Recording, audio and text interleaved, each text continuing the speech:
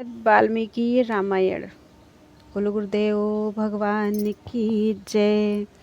प्यारे कृष्ण कन्हैया लाल की जय। उत्तरकांड सर्ग 4।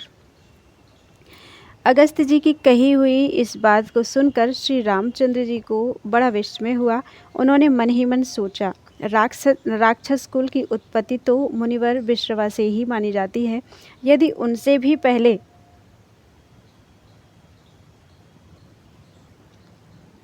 किस प्रकार हुई थी। इस प्रकार आश्चर्य होने पर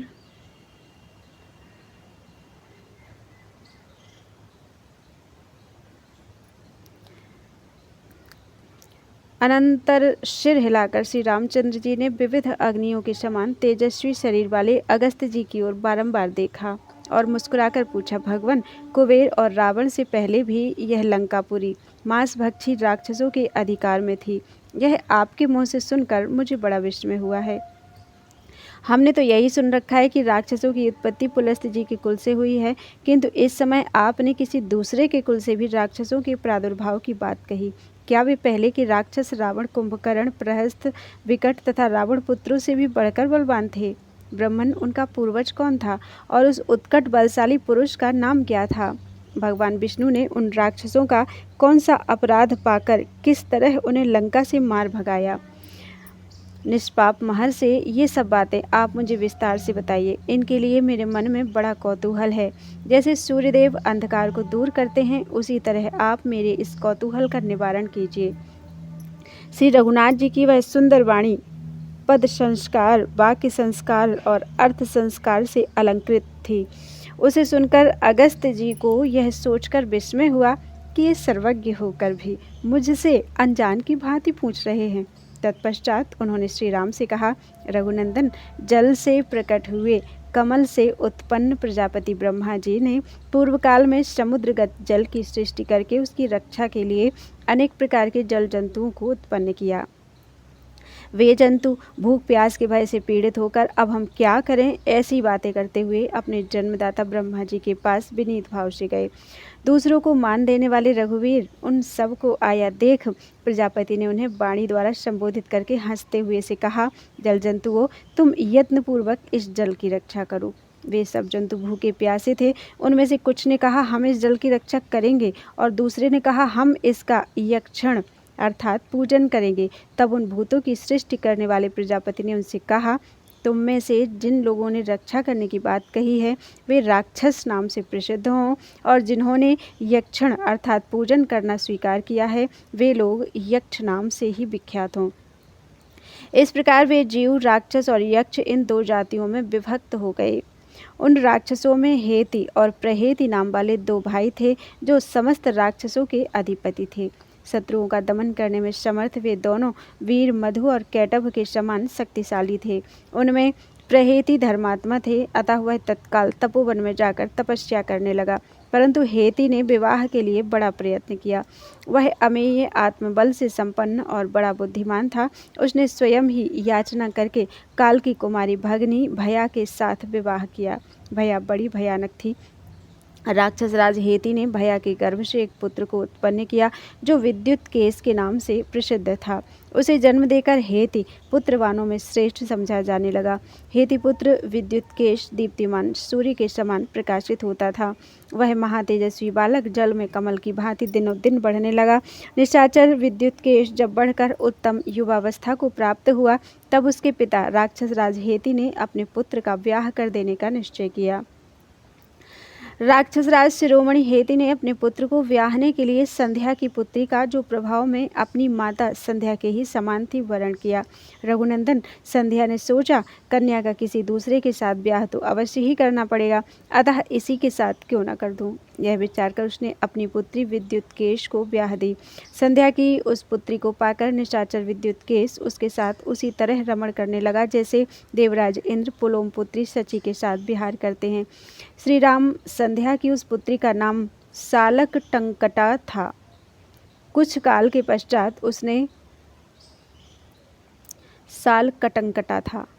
पश्चात उसने विद्युत केश से उसी तरह गर्भ धारण किया जैसे मेघों की पंक्ति समुद्र से जल ग्रहण करती है तदनंतर उस राक्षसी ने मंदराचल पर जाकर विद्युत के समान कांतिमान बालक को जन्म दिया। मानो गंगा ने अग्नि के छोड़े हुए भगवान शिव के तेजः स्वरूप गर्भ कुमार कार्तिकेय को उत्पन्न किया हो। उस नवजात शिशु को वहीं छोड़कर वह विद्युत केश के साथ रति क्रीड़ा के लिए चली गई। अपने बेटे को भुलाकर साल कटंकटापति के साथ रमण करने लगी। उधर उसका छोड़ा हुआ वह नवजात शिशु मेघ की गंभीर गर्जना के समान शब्द करने लगा। उसके शरीर की कांति शरतकाल के सूर्य की भांति उद्भासित होती थी। माता का छोड़ा हुआ वह शिशु स्वयं ही अपनी मुट्ठी मुंह में डालकर धीरे धीरे रोने लगा। उस समय भगवान शंकर पार्वती जी के साथ बैल पर चढ़कर वायु मार्ग से जा रहे थे। उन्होंने उस बालक के रोने की आवाज़ सुनी। सुनकर पार्वती सहित शिव ने उस रोते हुए राक्षस कुमार की ओर देखा। उसकी दयनीय अवस्था पर दृष्टिपात करके माता पार्वती के हृदय में करुणा का स्रोत उमड़ उठा और उनकी प्रेरणा से त्रिपुरसूदन भगवान शिव ने उस राक्षस बालक को उसकी माता की अवस्था के समान ही नौजवान बना दिया। इतना ही नहीं, पार्वती जी का प्रिय करने की इच्छा से अविनाशी एवं निर्विकार भगवान महादेव ने उस बालक को अमर बनाकर उसके रहने के लिए एक आकाशचारी नगराकार विमान दे दिया।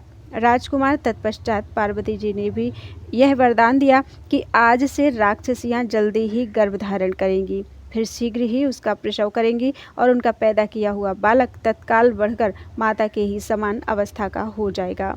विद्युत केश का वह पुत्र सुकेश के नाम से प्रसिद्ध हुआ। वह बड़ा बुद्धिमान था।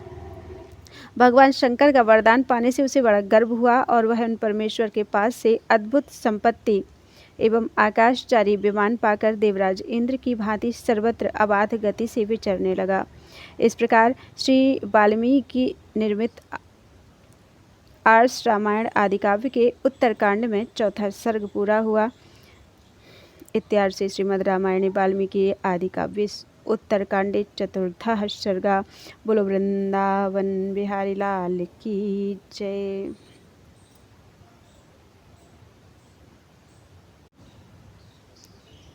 सर्ग 5। सुकेश के पुत्र माल्यवान, सोमाली और माली की संतानों का वर्णन।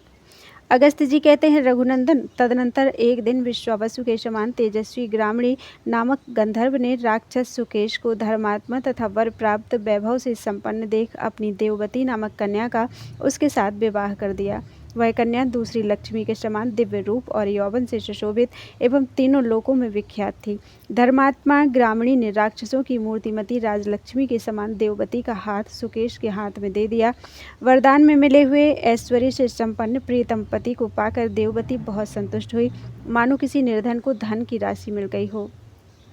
जैसे अंजन नामक दिग्गज से उत्पन्न कोई महान गज किसी हथिनी के साथ शोभा पा रहा हो, उसी तरह वह राक्षस गंधर्व कन्या देववती के साथ रहकर अधिक शोभा पाने लगा। रघुनंदन, तदनंतर समय आने पर सुकेश देववती के गर्भ से 3 पुत्र सुकेश ने उत्पन्न किए, जो 3 अग्नियों के समान तेजस्वी थे। गार्हपत्य, आहवनीय और दक्षिणाग्नि उनके नाम थे। माल्यवान, सोमाली और माली। माली बलवानों में श्रेष्ठ था। वे तीनों त्रिनेत्रधारी महादेव जी के समान शक्तिशाली थे। उन तीनों राक्षस पुत्रों को देखकर राक्षसराज सुकेश बड़ा प्रसन्न हुआ। वे तीनों लोकों के समान स्वस्थिर, 3 अग्नियों के समान तेजस्वी, 3 मंत्रों, शक्तियों अथवा वेदों के समान उग्र तथा 3 रोगों के समान अत्यंत भयंकर थे। 3 शक्तियाँ हैं, प्रभु शक्ति, उत्साह शक्ति तथा मंत्र शक्ति। 3 वेद हैं, ऋग्वेद, यजुर्वेद और सामवेद। और 3 रोग हैं, वात, पित्त और कफ। तो सुकेश के वे तीनों पुत्र त्रिविध अग्नियों के समान तेजस्वी थे। वे वहाँ उसी तरह बढ़ने लगे जैसे उपेक्षावश दवा ना करने से रोग बढ़ते हैं। उन्हें जब यह मालूम हुआ कि हमारे पिता को तपोबल के द्वारा वरदान एवं ऐश्वर्य की प्राप्ति हुई है, तब वे तीनों भाई तपस्या करने का निश्चय करके मेरु पर्वत पर चले गए। नृपश्रेष्ठ वे राक्षस वहाँ भयंकर नियमों को ग्रहण करके घोर तपस्या करने लगे। उनकी वह तपस्या समस्त प्राणियों को भय देने वाली थी। सत्य, सरलता एवं शमदम आदि से युक्त तप के द्वारा जो भूतल पर दुर्लभ है, वे देवताओं, असुरों और मनुष्यों सहित तीनों लोगों को संतप्त करने लगे। तब 4 मुख वाले भगवान ब्रह्मा एक श्रेष्ठ विमान पर बैठकर वहां गए और सुकेश के पुत्रों को संबोधित करके बोले, मैं तुम्हें वर देने के लिए आया हूँ। इंद्र आदि देवताओं से घिरे हुए वरदायक ब्रह्मा जी को आया जान वे सब के सब वृक्षों के समान कांपते हुए हाथ जोड़कर बोले, देव, यदि आप हमारी तपस्या से आराधित एवं संतुष्ट होकर हमें वर देना चाहते हैं तो ऐसी कृपा कीजिए जिससे हमें कोई परास्त ना कर सके। हम शत्रुओं का वध करने में समर्थ, चिरजीवी तथा प्रभावशाली हों, साथ ही हम लोगों में परस्पर प्रेम बना रहे। यह सुनकर ब्रह्मा जी ने कहा, तुम ऐसे ही होगे। सुकेश के पुत्रों से ऐसा कहकर ब्राह्मण वत्सल ब्रह्मा जी ब्रह्मलोक को चले गए। श्री राम वर पाकर वे सब निशाचर उस वरदान से अत्यंत निर्भय होकर देवताओं तथा असुरों को भी बहुत कष्ट देने लगे। उनके द्वारा सताए जाते हुए देवता, ऋषि समुदाय और चारण नरक में पड़े हुए मनुष्यों के समान किसी को अपना रक्षक या सहायक नहीं पाते थे। रघुवंश शिरोमणि एक दिन शिल्पकर्म की ज्ञाताओं में श्रेष्ठ अविनाशी विश्वकर्मा के पास जाकर वे राक्षस हर्ष और उत्साह से भरकर बोले, महामते, जो ओज, बल और तेज से संपन्न होने के कारण महान है, उन देवताओं के लिए आप ही अपनी शक्ति से मनोवांछित भवन का निर्माण करते हैं। अतः हमारे लिए भी आप में हिमालय, मेरु अथवा मंदराचल पर चलकर भगवान शंकर के दिव्य भवन की भांति एक विशाल निवास स्थान का निर्माण कीजिए। यह सुनकर महाबाहु विश्वकर्मा ने उन राक्षसों को एक ऐसे निवास स्थान का पता बताया जो इंद्र की अमरावती को भी लज्जित करने वाला था। वे बोले, राक्षसपतियों, दक्षिण समुद्र के तट पर एक त्रिकूट नामक पर्वत है और दूसरा सुबेल नाम से विख्यात शैल है। उस त्रिकूट पर्वत के मंझले शिखर पर, जो हरा भरा होने के कारण मेघ के समान नीला दिखाई देता है तथा जिसके चारों ओर के आश्रय टाँकी से काट दिए गए हैं, अतएव जहाँ पक्षियों के लिए भी पहुँचना कठिन है, मैंने इंद्र की आज्ञा से लंका नामक नगरी का निर्माण किया है। वह 30 योजन चौड़ी और 100 योजन लंबी है। उसके चारों ओर सोने की चहारदीवारी है और उसमें सोने के ही फाटक लगे हैं। दुर्धर्ष राक्षस शिरोमणियों, जैसे इंद्र आदि देवता अमरावतीपुरी का आश्रय लेकर रहते हैं, उसी प्रकार तुम लोग भी उस लंकापुरी में जाकर निवास करो। शत्रुसूदन वीरों, लंका के दुर्ग का आश्रय लेकर बहुत से राक्षसों के साथ जब तुम निवास करोगे, उस समय शत्रुओं के लिए तुम पर विजय पाना अत्यंत कठिन होगा। विश्वकर्मा की यह बात सुनकर वे श्रेष्ठ राक्षस सहस्रों अनुचरों के साथ उस पुरी में जाकर बस गए। उसकी खाई और चहार दीवारी बड़ी मजबूत बनी थी। सोने के सैकड़ों महल उस नगरी की शोभा बढ़ा रहे थे। उस लंकापुरी में पहुंचकर वे निशाचर बड़े हर्ष के साथ वहां रहने लगे। रघुकुल नंदन श्री राम इन्हीं दिनों नर्मदा नाम की एक गंधर्वी थी। उसके 3 कन्याएं हुईं, जो हिरी, श्री और कीर्ति के समान शोभा संपन्न थीं। इनकी माता यद्यपि राक्षसी नहीं थी तो भी उसने अपनी रुचि के अनुसार सुकेश के उन तीनों राक्षस जातीय पुत्रों के साथ अपनी कन्याओं का ज्येष्ठ आदि अवस्था के अनुसार विवाह कर दिया। वे कन्याएं बहुत प्रसन्न थीं। उनके मुख पूर्ण चंद्रमा के समान मनोहर थे। ये 3 देवियां हैं जो क्रमशः लज्जा, शोभा, संपत्ति और कीर्ति की अधिष्ठात्री मानी गई हैं। माता नर्मदा ने उत्तर फाल्गुनी नक्षत्र में उन तीनों महाभाग्यवती गंधर्व कन्याओं को उन तीनों राक्षस राजों के हाथ में दे दिया। श्री राम जैसे देवता अप्सराओं के साथ क्रीड़ा करते हैं, उसी प्रकार सुकेश के पुत्र विवाह के पश्चात अपनी उन पत्नियों के साथ रहकर लौकिक सुख का उपभोग करने लगे। उनमें माल्यवान की स्त्री का नाम सुंदरी था। वह अपने नाम के अनुरूप ही परम सुंदरी थी। माल्यवान ने उसके गर्भ से जिन संतानों को जन्म दिया उन्हें बता रहा हूँ, सुनिए। वज्रमुष्टि, विरूपाक्ष, राक्षस दुर्मुख, शुभतग्न, यज्ञकोप, मत्त और उन्मत्त, ये 7 पुत्र थे। श्री राम इनके अतिरिक्त सुंदरी के गर्भ से अनला नाम वाली एक सुंदरी कन्या भी उत्पन्न हुई थी। सुमाली की पत्नी भी बड़ी सुंदरी थी। उसका मुख पूर्ण चंद्रमा के समान मनोहर और नाम केतुमती था। सुमाली को वह प्राणों से भी अधिक प्रिय थी। महाराज निशाचर सुमाली ने केतुमती के गर्भ से जो संतानें उत्पन्न की उनका भी क्रमशः परिचय दिया जा रहा है, सुनिए। प्रहस्त, अकंपन, विकट, कालिका मुख, धूम्राक्ष, दंड, महाबली, सुपार्श्व, संघादि, प्रघस तथा राक्षस भास्कर्ण, ये सुमाली के पुत्र थे।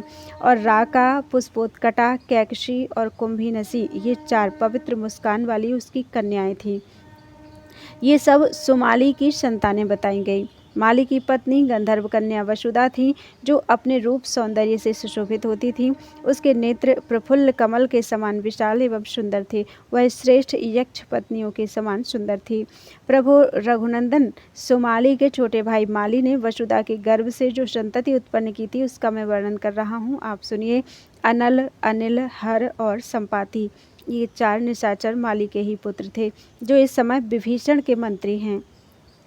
माल्यवान आदि तीनों श्रेष्ठ राक्षस अपने सैकड़ों पुत्रों तथा अन्य निशाचरों के साथ रहकर अपने बाहुबल के अभिमान से युक्त होकर इंद्र आदि देवताओं, ऋषियों, नागों तथा यक्षों को पीड़ा देने लगे।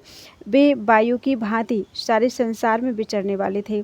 युद्ध में उन्हें जीतना बहुत ही कठिन था। वे मृत्यु के तुल्य तेजस्वी थे। वरदान मिल जाने से भी उनका घमंड बहुत बढ़ गया था। अतः वे यज्ञादि क्रियाओं का सदा अत्यंत विनाश किया करते थे। इत्यार्षे श्रीमद् रामायणे वाल्मीकि आदि काव्ये उत्तरकांडे पंचमः सर्गः। इस प्रकार से वाल्मीकि निर्मित आर्ष रामायण आदि काव्य के उत्तरकांड में 5वां सर्ग पूरा हुआ। बोलो वृंदावन बिहारी लाल की जय। त्वदीयं वस्तु गोविंदम तुभ्यमेव समर्पितम्।